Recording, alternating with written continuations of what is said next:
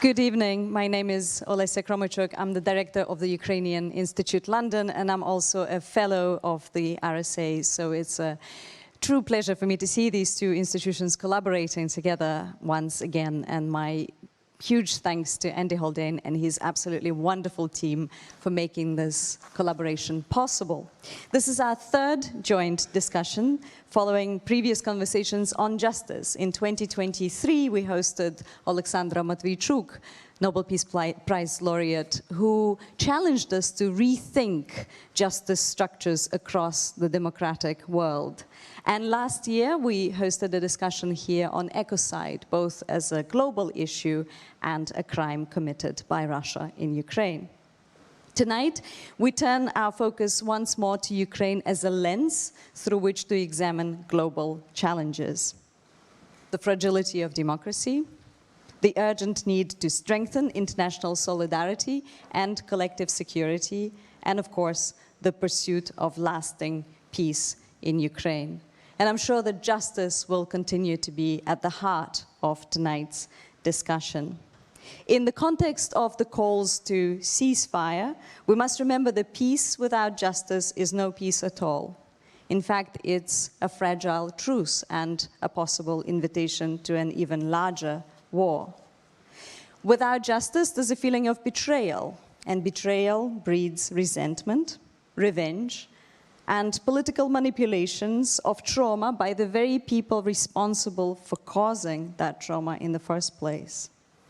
A secure Europe is impossible without a just and lasting peace in Ukraine. When I speak at public discussions in Ukraine, much like this one, they often begin with a minute's silence for the colleagues lost to Russia's war.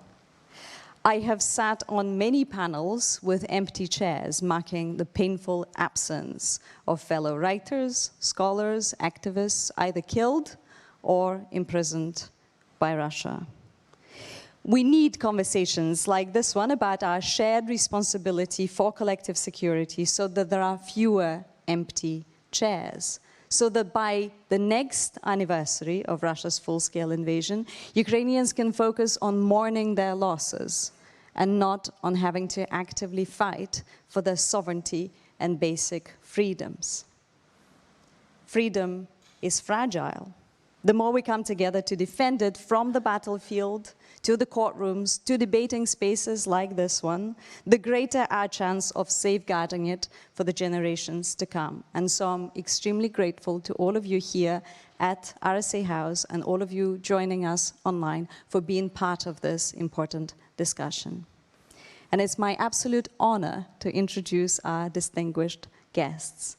Ladies and gentlemen, please welcome Dmytro Kuleba, Ukraine's Minister of Foreign Affairs between 2020 and 2024, and now Senior Fellow at the Belfer Center for Science and International Affairs at Harvard Kennedy School, and Associate Professor at the Sciences Po, who will be in conversation with BBC correspondent, presenter, and author Clive Myrie. Thank you both.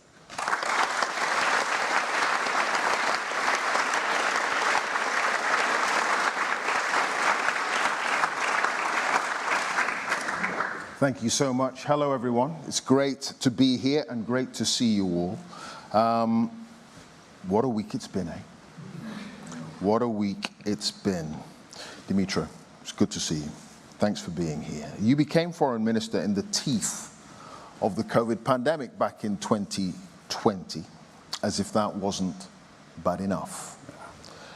In your worst nightmare, could you have ever predicted what has eventually come to pass? Not just the events in Ukraine, but also seemingly the fracturing of a global world order that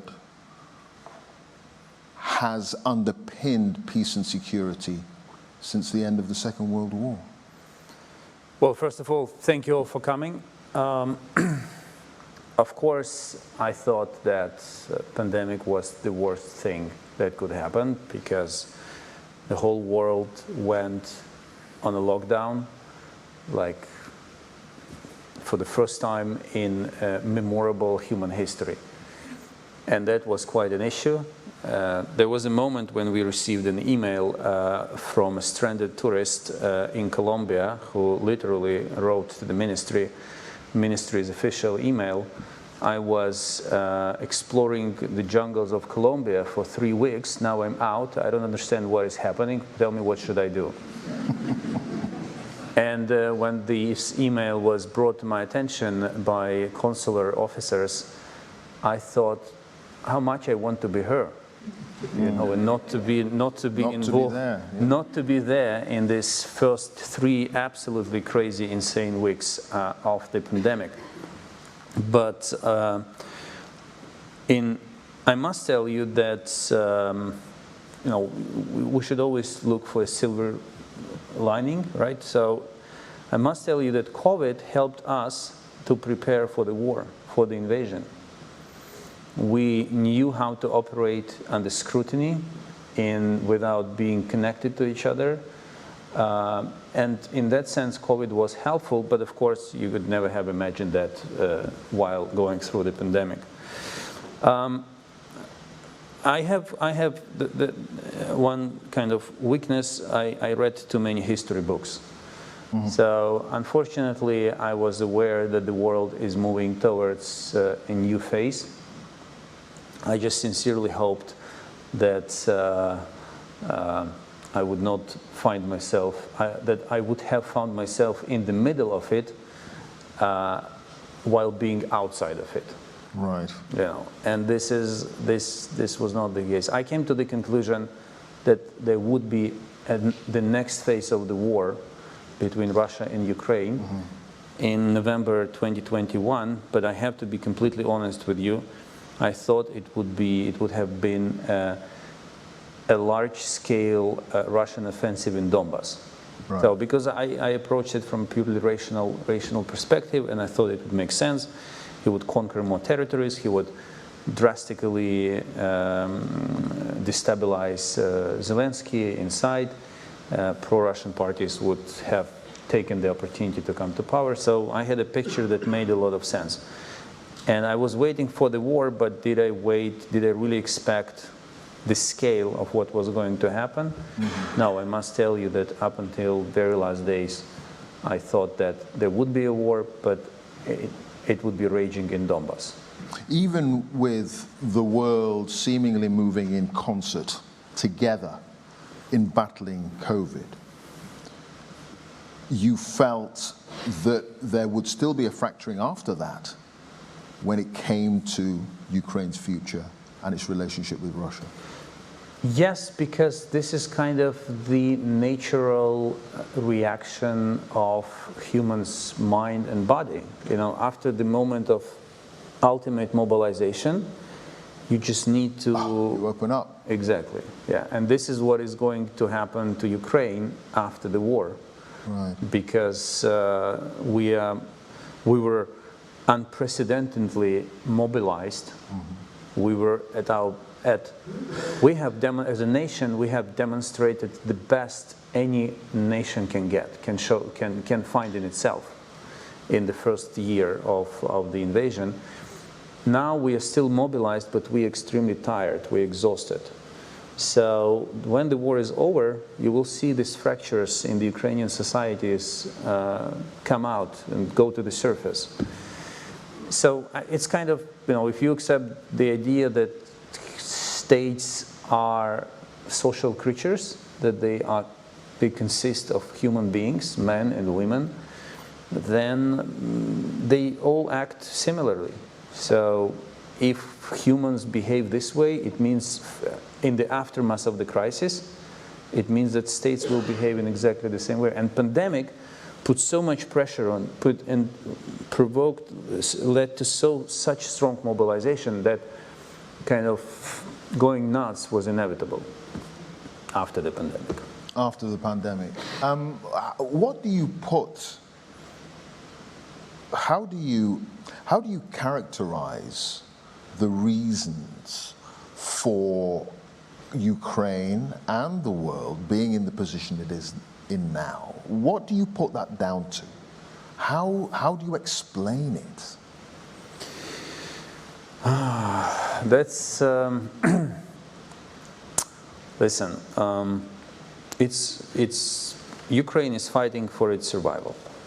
It understands the cost of the fight. Putin is fighting for his place in history.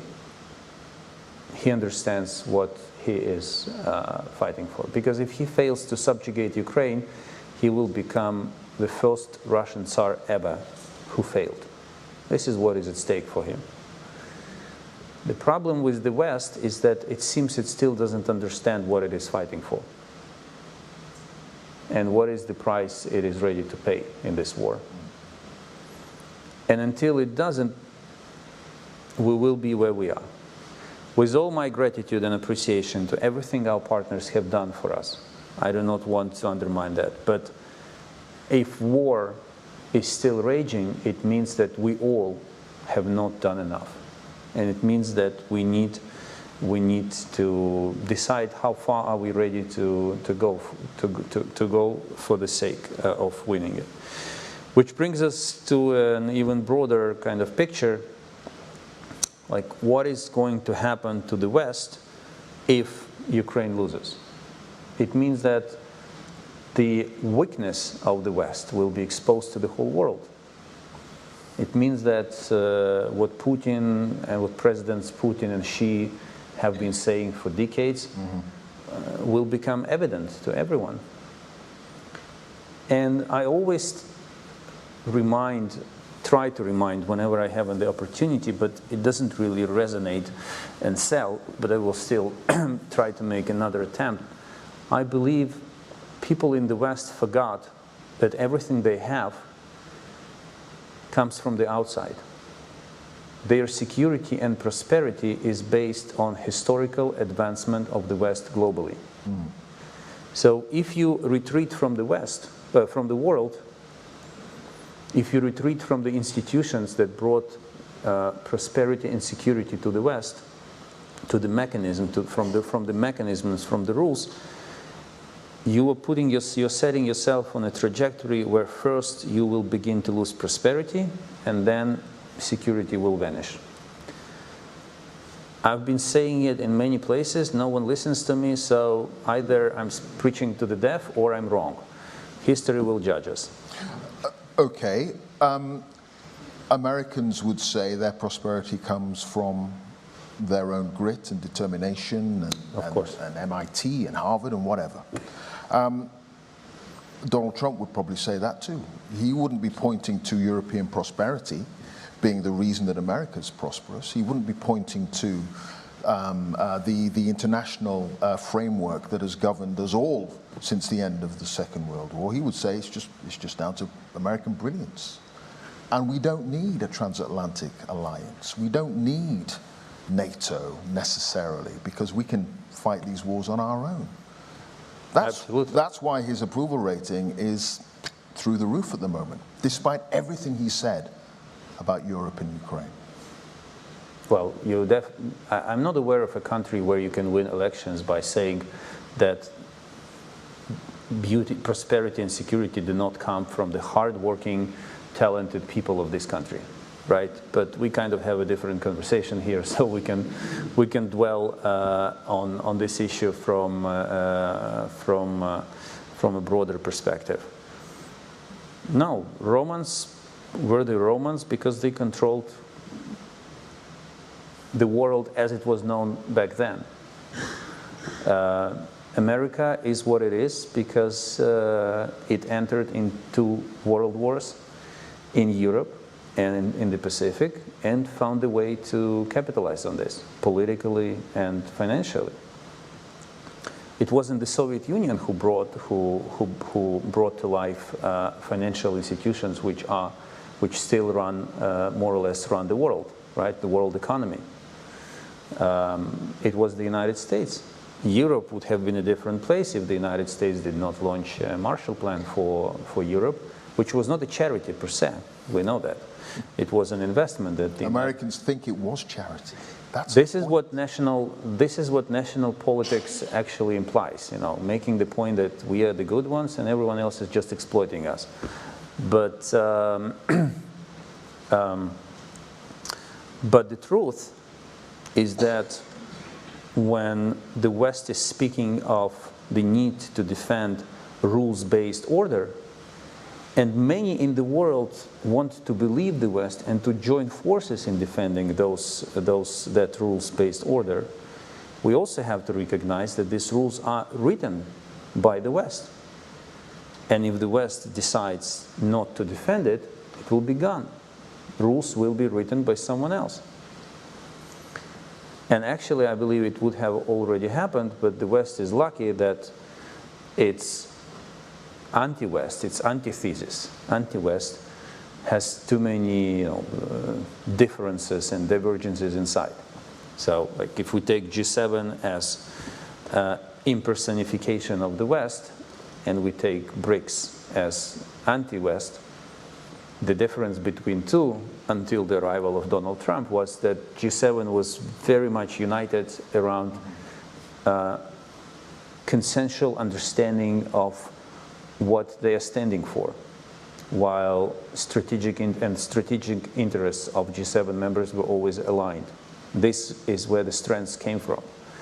But look at BRICS. I mean, it grows. It has some very, very, very powerful powers inside, but their strategic interests contradict each other. And therefore, the West is lucky that anti-West cannot pull itself together and get really united in fighting it back. But if the West itself decides to retreat or to fracture inside, which seems to be happening, of course, it will only make the job of anti-West easier. Is this a transitory thing? Trump will be gone in 4 years. I firmly believe that Trump is not an accident. His first presidency could be seen as an accident, and many in Europe believed so, and the strategy was basically to sit him out, right? Which worked. Biden was back, everyone was excited, and life seemed to be back to normal. But the return of President Trump is a message that this is how America feels and thinks. And it's not an accident, and whoever comes after him will either follow in his footprints one way or another, or will have to take into account the views of half of America in his policies.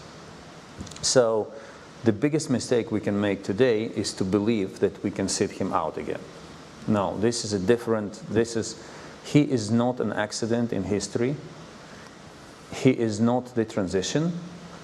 He is at the frontier of the new world that is emerging in front of our times. I was giving an interview today to a Japanese journalist, and he asked me whether I agree that world order is changing. 20 years ago, I went to the university and I listened to my professor telling me how the world order is changing. I think it's time to stop and to say the world has changed. This is the watershed. 20th January 2025 is the watershed in human history, because this time President Trump learned the lessons of his first presidency, and he will not let it go away. You know, he will not let deep state outfox him. And the overall kind of picture in the world is also different. So the world is not changing, the world has changed. This is it. I don't know what else has to happen for people to recognize that. Does Europe get that? Are you confident that European leaders understand what's happening right in front of their eyes? It seems to me they understood that Trump came after them as well, following the speech by J.D. Vance. And I think it's very important to understand that J.D. Vance did not criticize Europe. He criticized this Europe, this political setting, these political elites, their voters. They want different Europe, and they seem to be ready to invest in changing Europe the way they want it to change.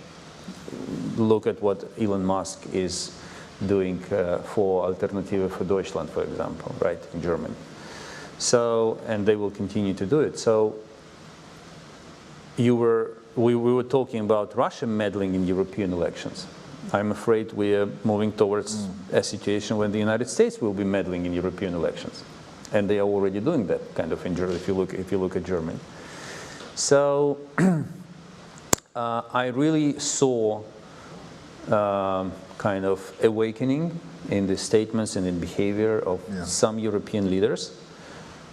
But this is so much against the political culture of Europe to go against America, to kind of lead without being led by America, that there will be some difficult moments ahead. But I hope that we will find a solution to that, because if we don't, then we are kind of doomed. So we have to. And President Macron convened the summit. Prime Minister Starmer made some very loud statements. Ursula von der Leyen made a commitment. German parties leading in the polls are also pretty firm. So they all realize that it's not just about Ukraine, it's also about them. Yeah. But there are procedures, there are different hurdles on the path from realization to action.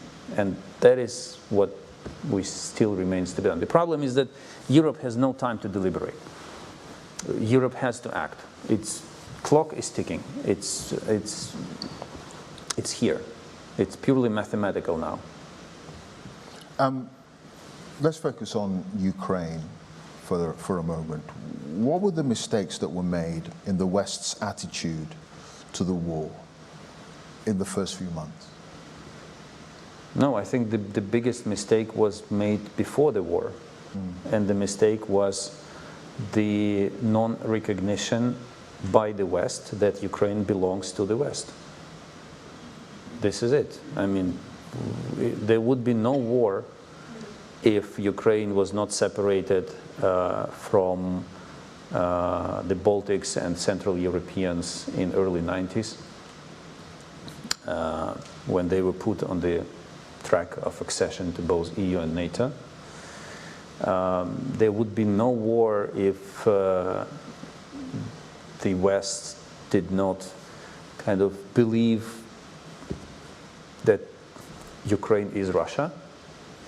There would be no war if the West was not viewing Ukraine through the prism of Russia and their relations with Moscow.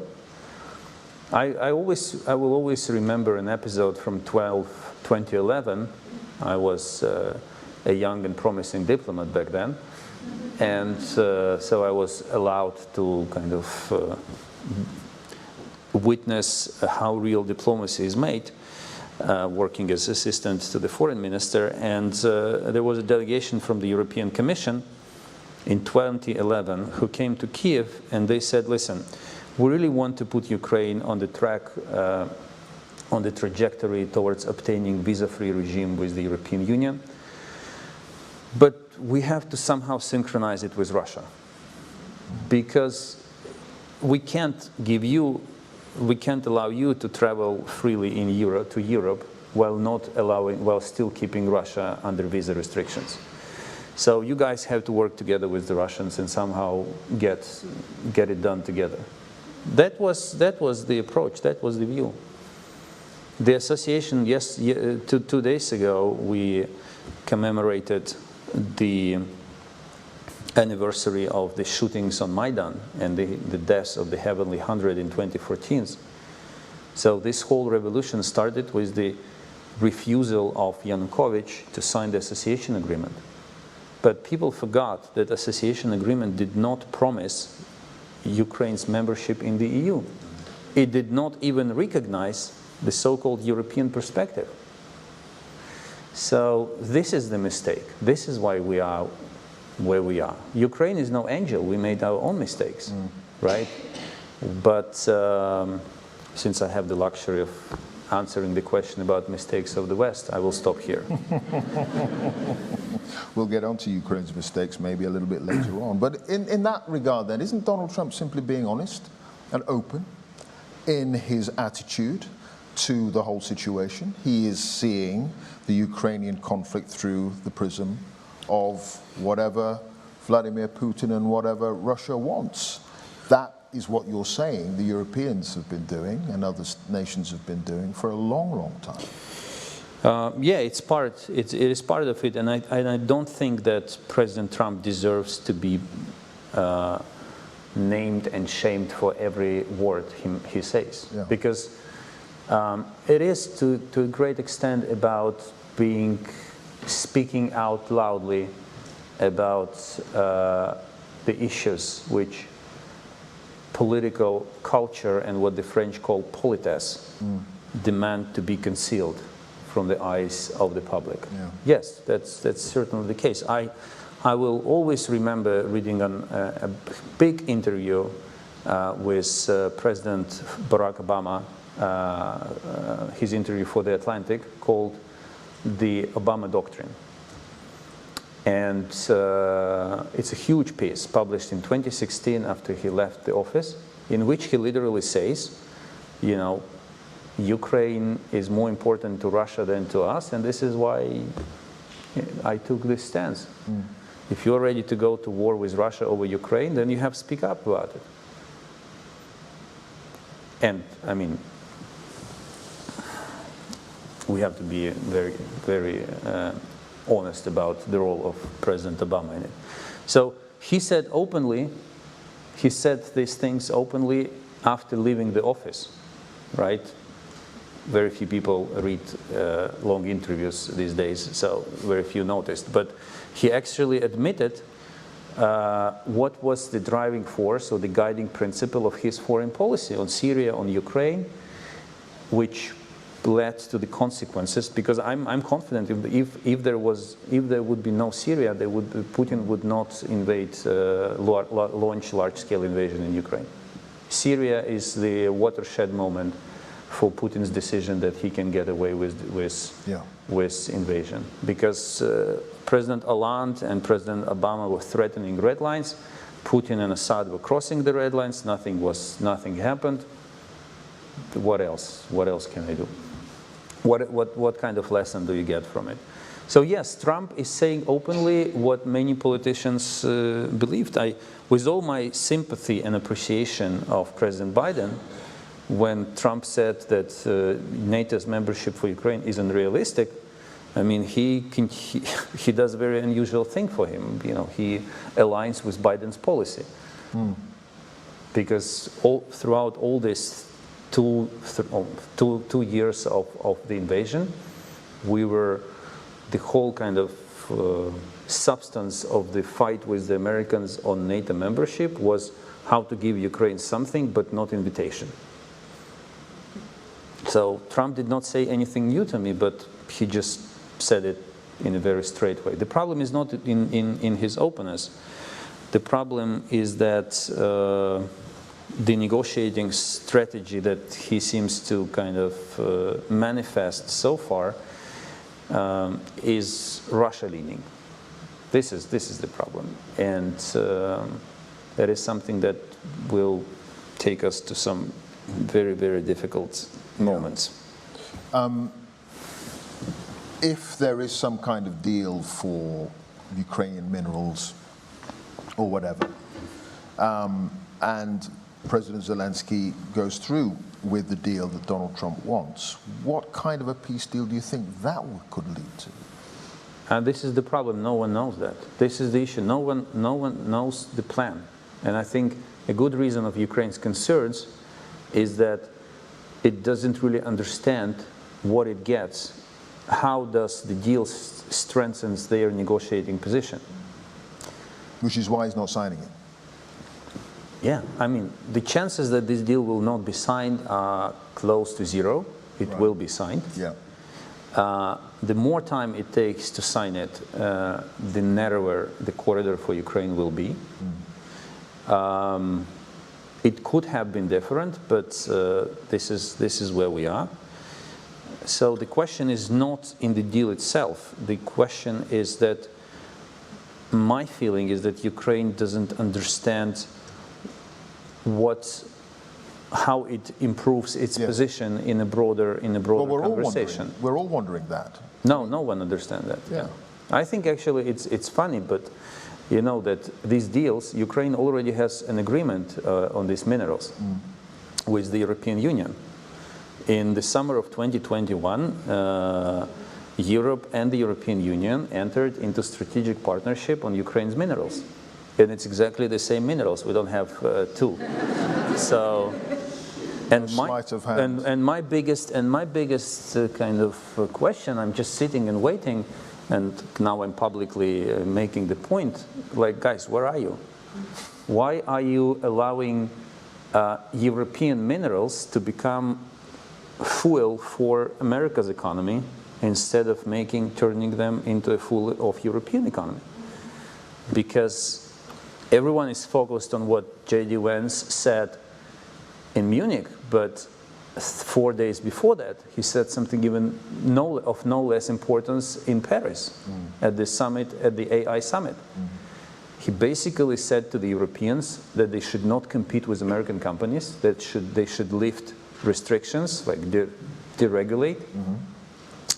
Otherwise, if they do not do so, then they will be considered as hostile to American AI emerging economy. So there is no partnership in it. There is AI, US and Europe will find themselves in, or already found themselves in, AI competition. And these are the resources, these Ukrainian minerals, they are essential for AI-driven economy. So we're talking about the future here. The problem with this deal is perceptional, because, to be frank, I mean, we are selling something that will have to be delivered in, I think, no less than a decade, the best. Anyone involved in extraction knows that not a single company will invest a single pound, dollar, or euro unless it has 200% guarantee, security guarantee for its investment. And because of the geography of where these minerals are located, I'm afraid there will be no 10% security guarantee for the safety of operations for years to come. So it is not as bad, this deal is not as bad as it is perceived, but yeah, it turned into a mess. And now it's really difficult to get out with a solution, to come out with a solution in a decent way for both sides. Sure.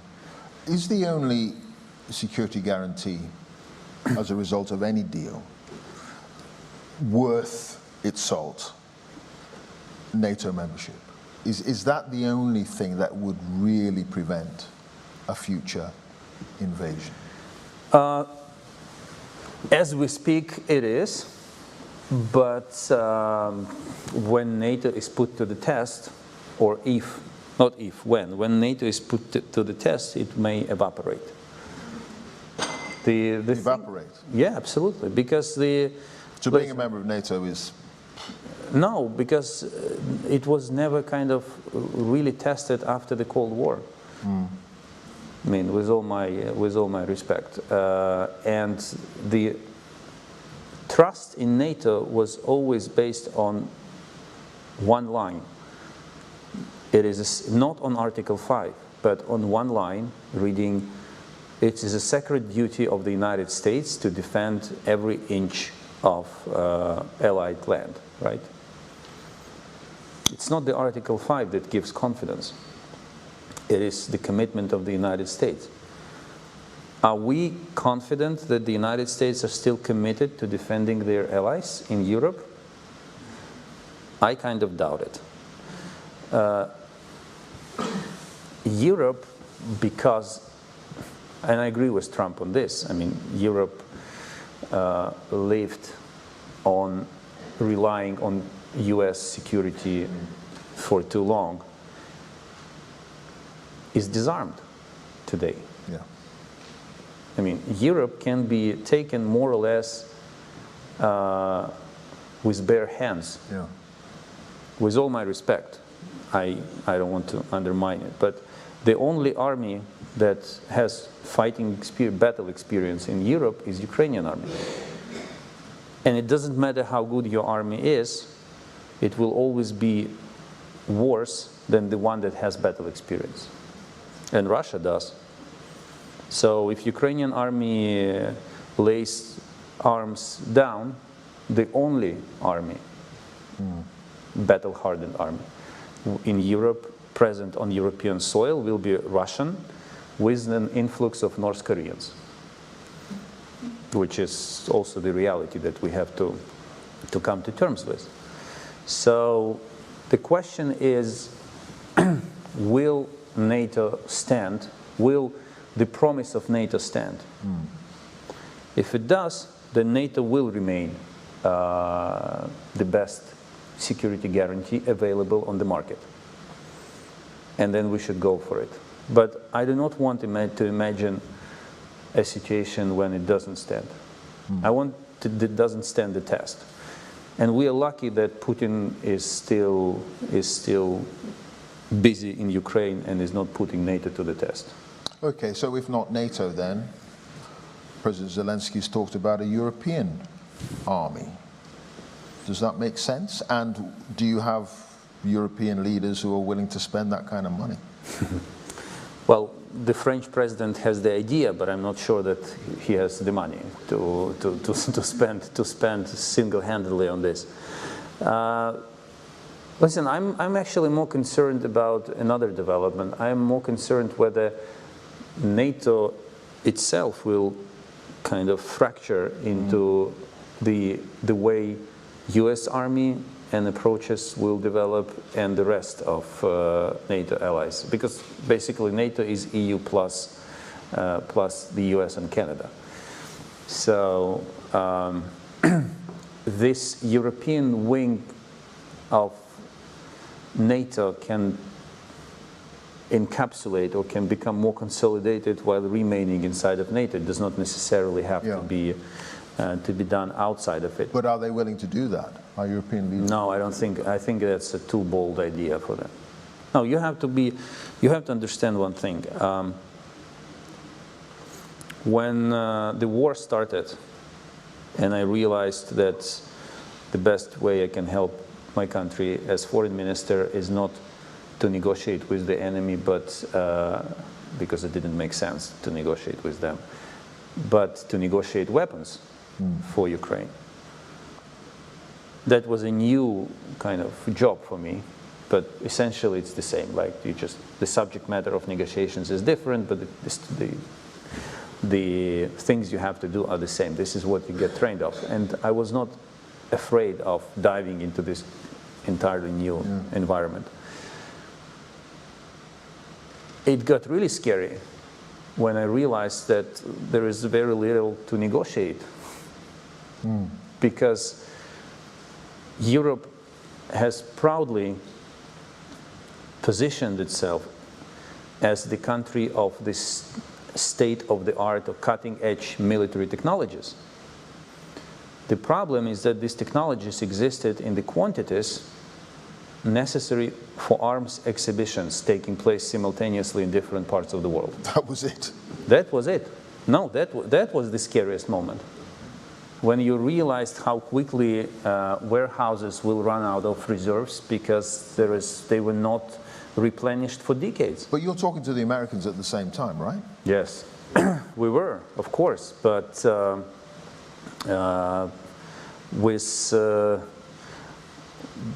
with the Americans it was different because they were guided by non-escalation, by not giving too much, but giving enough to survive, but not giving too much to go beyond that. And listen, of all the stories, the whole West, the almighty West, the whole NATO did not find 10 spare Patriot systems 3 years into the war. What are we talking about? I was in one meeting with my fellow very good friends, very committed diplomats, foreign ministers of G7, where I walked into the room and I said, guys, you have the radar to a Patriot, and you ask for that radar to be delivered so that you can equip the Patriot and Ukraine will get it. And it lasts for 6 months. What are we talking here about? It's not about millions of rounds of ammunition. For 6 months, 2 G7 countries cannot fix an issue with one radar to a Patriot system that Ukraine needs. In the end, this is more telling than all the kind of big conversations about defense industries and about our resolve and that we will stand with you by as long as it lasts. These are kind of things that we really had to handle, and you all have to be aware of that. So today, there are serious issues with the capability of Europe to defend itself. And they need to be addressed immediately, because there is no more time left. And because European leaders understand that America is not necessarily going to be there. That's exactly the point. And you have to accept it as the new reality. It's not in present continuous anymore. It's here. It has arrived. It's present. Simple. What kind of a deal could Ukraine accept? I'm never going to tell it to you. Why should I? Why should I compromise position of my country even by dwelling on that? This is the whole thing in diplomacy, you know, to make a smart face. Is this your smart face? Yes. So, no, I'm not a minister, but I'm not going to tell you. The thing is that you have to understand one thing. Anyone designing a peace deal for Ukraine must take into account the risk of Ukraine blowing up from the inside as a result of the deal. Right. And because some won't accept it? Yeah, because if part of the society is not going to, if it will be so bad that part of the society will find it unbearable to, not just unbearable to tolerate it, but bad enough to act against it, there is enough of Ukrainian patriots in the country. And allowing Putin to benefit from this scenario after all the sacrifices would be absolutely inadmissible. So this is something that we are a strong nation of utmost of remarkable courage, but we are human beings in the end. And we've been fighting this war for 3 years. And this is why I do not, frankly, accept any criticism towards the people of Ukraine and the way we fight the war. You do it yourself. But you mentioned mistakes earlier. What mistakes? We can talk about the West more. You're not going to tell me about that possible peace deal. You're not going to tell me about the mistakes. Come on, man. Come on. Name one thing that went wrong.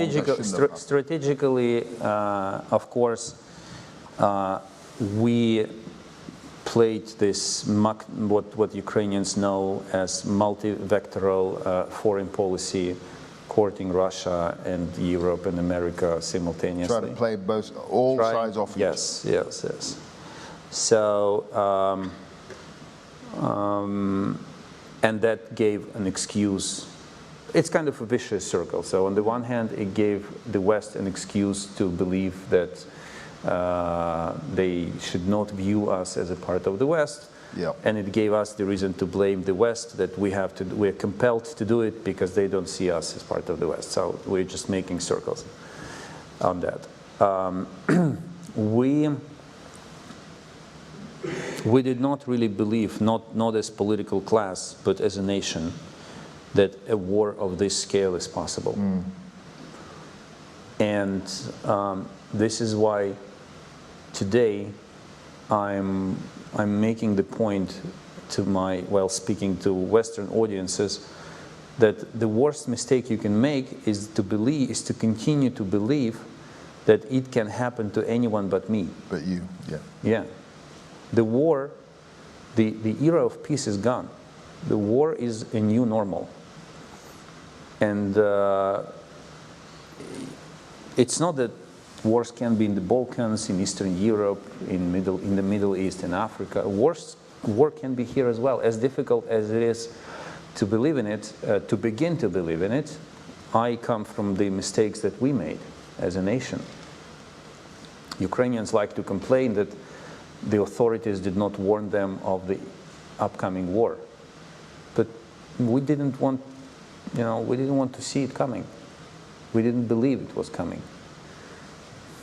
I'm sure if this line ends up in on Ukrainian social media accounts, I will be crushed. I mean, that was true. Those who wanted to, those who read the news, they saw the risk. Yeah. That was imminent, as Washington put it. And then I think during the war, the mistake was, but I understand it's this is what politics kind of forces you to be. We all lived on the hope of a quick war, that it will end soon. We did not prepare ourselves in victory, as well as defeat. Yes. No one believed in defeat after the first week of the invasion. Yeah. So, but we kind of always started the new year believing that the war will end by the next year, by the end of this year. And on the one hand, I understand you have to keep people hopeful, but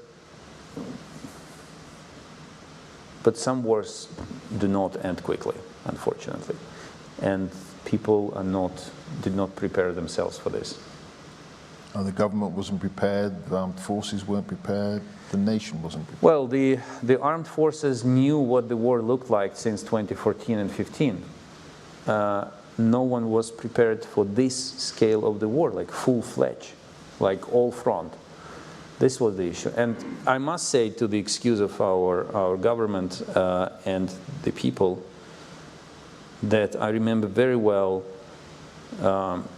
our meetings in Munich on the 19th of February 2022, when the Americans were telling us straightforwardly that the invasion is going to happen within days, and our European partners were adamantly, unquestionably telling us that the invasion would not happen, and that the best we can do is to stay calm and do not do anything that would allow Putin to use it as an excuse, as a provocation coming from Ukraine. But with this information coming in, what are you thinking? No, I have no doubts that we have some ambassadors here, former ambassadors to Ukraine in the room. I'm sure they were in the loop as well. Americans, Brits, and Canadians were of the view that the war was coming, mainly based on the American intelligence. And the rest of Europe was telling us that there would be no war, and they were honest in that, because Putin undertook one of the most successful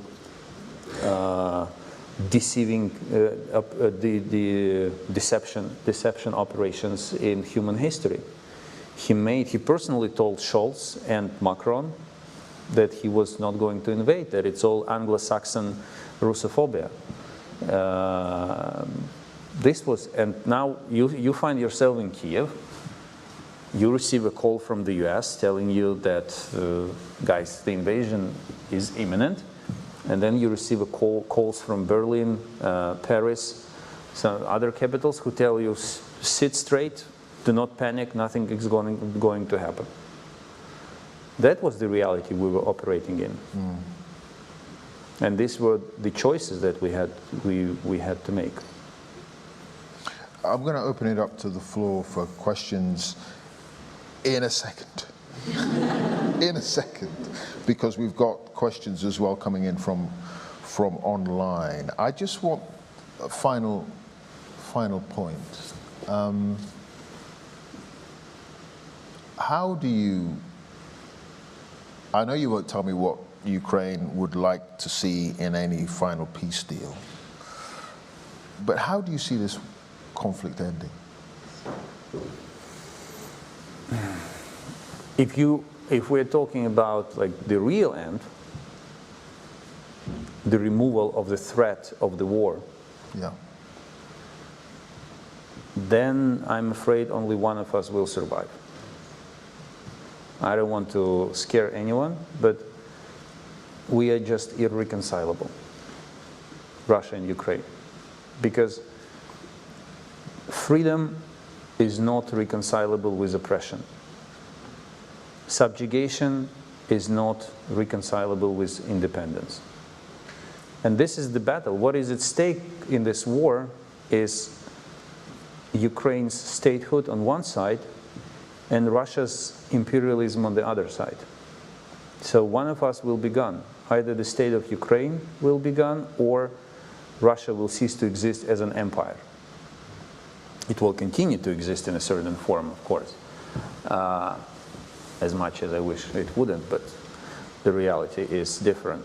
But this is irreconcilable. So this, if we are speaking about some short-term objectives like a ceasefire, or that is doable. It's difficult, but doable. I mean, in a nutshell, ceasefire is very difficult, but doable, but possible. Making it hold is close to impossible, and long-lasting peace is impossible. Yeah. So whatever is going to happen in the coming months, it may signify a pause, but it will not be the end of the war. The whole thing. This is the reality that we have to take at the very kind of basic level of our understanding of what is happening. All right. Okay. I'm going to open up to the floor now. Lots of hands, which is wonderful. I'm going to take 2 or 3 questions in one go, and then we can, if we can remember the question, we'll answer. Okay, lady there. Yes, you. Hi, hello. Thank you for that very insightful talk. My name is Oksana. I'm an associate professor at UCL. I wondered what you thought about Europe going it alone. Is it feasible? Can we do it without the United States and see a free and independent Ukraine? Okay, great. Thank you. Let's take another question. Gentleman here with the red tie, just in front here. Thank you. Thank you. You mentioned Syria as being quite a critical watershed, but I'd like to put the point that I think Georgia was actually the key one, because the West did nothing then, and Georgia was also in the same, do I look towards Europe, NATO, or do I have to get sucked back into... Okay, do you have a question? Yeah. Yeah. And, sorry, your point about America as well. World War II, America did not join the war to support Europe. It joined because of Japan attacking Pearl Harbor. So they've already told us that they're not in a hurry. So why are you surprised in a way that America is behaving the way it is today? Okay, and let's take, I think it's a, yes, you, yes, hi there. Hi, thank you very much. My name is Kvitka. I'm a postgraduate student at the Department of War Studies at King's College. I was wondering, what do you think are the implications of Russia's decades-long authority in the information space of the Global South going to be like for a future confrontation between the West and Russia? Great. Okay, so can Europe go it alone? It cannot and should not replace America in its entirety, but it can do far more than it does now. The 3 things that will be absolutely impossible to replace are missile Patriot interceptors in sufficient quantities. There is just no such reserves in Europe. Spare parts for American equipment already delivered, and American intelligence. With all my respect to MI5, MI6, James Bond, and others, I mean, Americans have realized, and it will be very hard without them. On everything else, over time, Europe must build its capacity. It's not a question of if, it's when. And Putin knows that.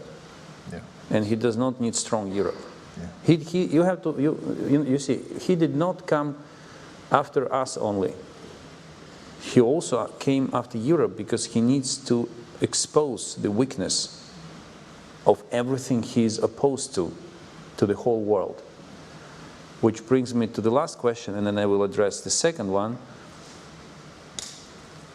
The West is losing what is called the Global South. I mean, I'm sure my colleagues from FCDO, Quai d'Orsay, and other places could disagree with me, but I saw it with my own eyes. I mean, when diplomats in Africa and Asia ask me to ask Western capitals not to approach them on the issue with requests to support Ukraine, because the only reaction they get is the desire to do completely the opposite of what they ask.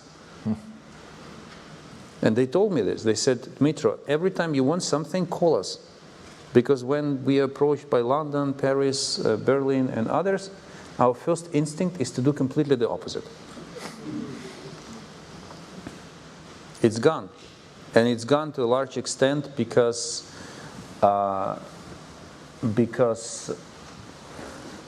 Russia and China control social media, read and watched by the youth in Africa, Asia, and Latin America.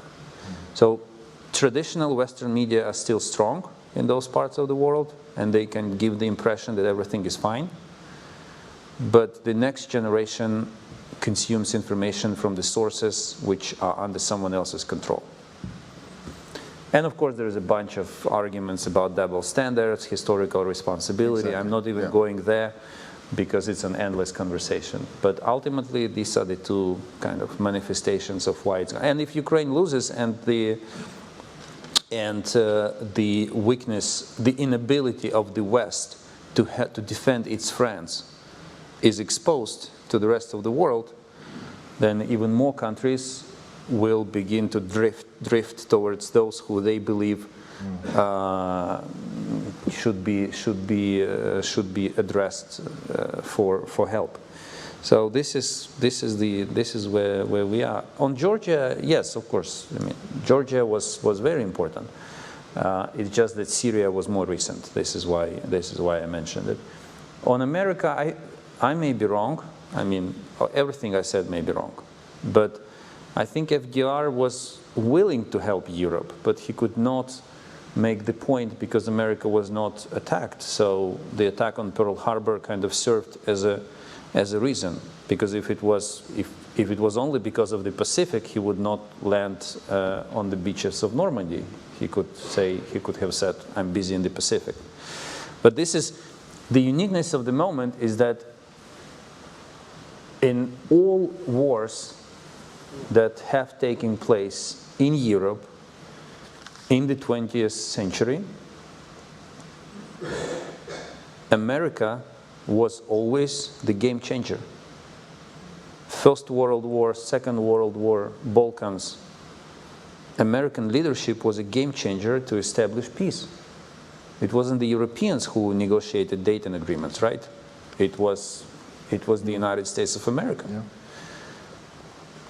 And for the first time since early 20th century, since we remember ourselves, since we remember all the foreign policy doctrines that we continue to follow, Europe is abandoned by the United States, and it cannot count on the United States as game changer. This is where we are. This is the new world. This is the new order. 3 more questions. Lady here in the front. Although I look in good shape, I have very bad memory. Can we take one after one? Because I almost forgot the first question while listening to the third one. Yeah, but I've written them down, man. Good. Then I will refer to your help. I've written them down. Great. So yeah. Teamwork. No, follow my lead. Yes. Follow my lead. Okay. Yes, thank you. My name is Anna. I'm a student of international relations at the University of Sussex. And my question is, do you think that Russia-Ukraine war is a graveyard for the US-led order? A graveyard for the US-led world order? US-led world order. Okay. And gentleman over there. Good evening. I just wanted to ask you the question. You mentioned that you mentioned the importance of America, and I was just curious. What do you think? Will the Trump succeed in at least sort of securing the peace in Ukraine with pure negotiations with Putin, with a very little involvement of Ukraine?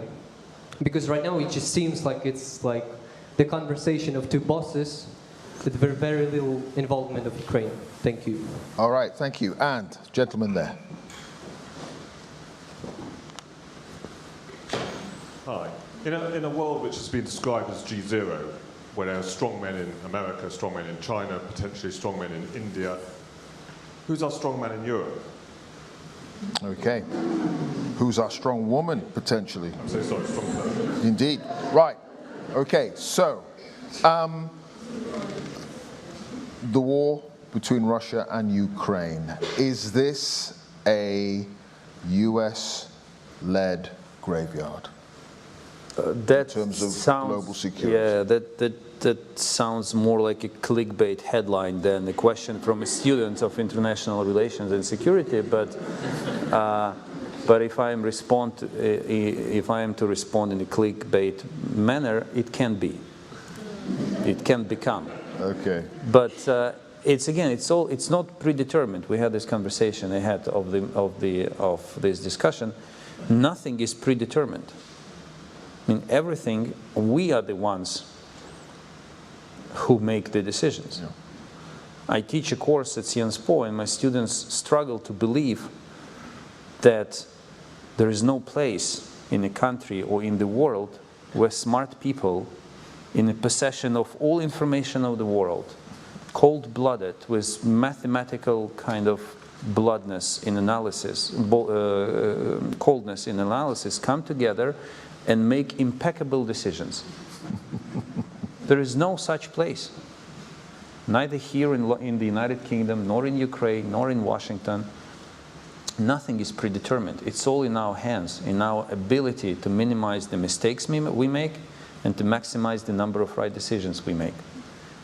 Everything is reversible if we have stamina and the ability to look around without rosy glasses. Indeed. All right. Okay. Do you think there can be a peace deal secured simply with Trump talking to Putin and Ukraine not being involved? No. There will not. But it's Trump looked around and he thought, who do I need to make a deal?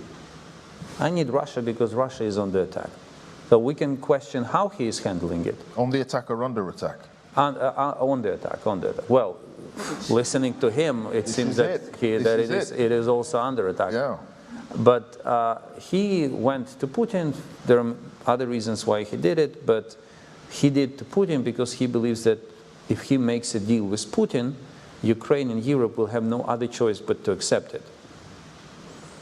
And that kind of assumption can and should be questioned because whatever deal he will make, it will be impossible to enforce it without Ukraine and Europe. Yeah. And everything you see is an attempt to put both Ukraine and Europe in a position where their corridor for their window for not accepting the deal will be kind of so narrow that even air will not flow through it. Yeah. This is what he's doing. It's pretty clear. All of this escalation towards Zelensky, towards Europe, it's kind of telling them it will get even worse if you do not agree to what I'm saying. Well, there's a suggestion that Mr. Trump is heading to Moscow for Victory Day, May the 9th. I wouldn't be surprised at all. All right. Okay. Who is Europe's strong man or woman? But Europe was by purpose designed in a way that there would be no strong men or women on the horizon. Europe, following the Second World War, was built on the assumption of strong institutions because we kind of had enough of strong leaders, right? So this is where then generations were raised on books and lectures telling them that strong institutions are far better and safer option than strong leaders. And I would even tend to agree with them, especially when I was a student. But real life taught us that for strong institution and weak leadership is important for is good for the peace of time, for the times of peace. But it doesn't really work for the wartime. You need leaders, and the scene is open. President Macron definitely plays very active role in this open scene, on this open stage. But it's like this open mic competition, you know, you just come, pick up the mic, and whoever sounds more persuasive gets it. Prime Minister Starmer quite recently spoke up in a very unconventional way for, if you take into account that a year ago, the entire Europe was kind of attacking Macron for the idea of sending troops to Ukraine. So when it comes to Europe, we are in this open mic competition. Anyone can get it. Anyone who can make things work. All right. Well, open mic competitions, that's a good way to end it. Ladies and gentlemen, Dmytro Kuleba.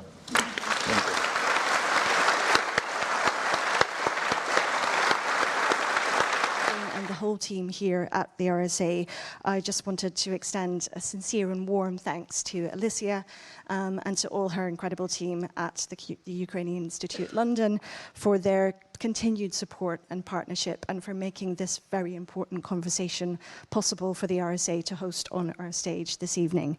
For those of you in the room and online that might be new to the RSA, this great room that we find ourselves in this evening and that we're streaming to you across the world has been a stage, a platform, a gathering place for more than 250 years.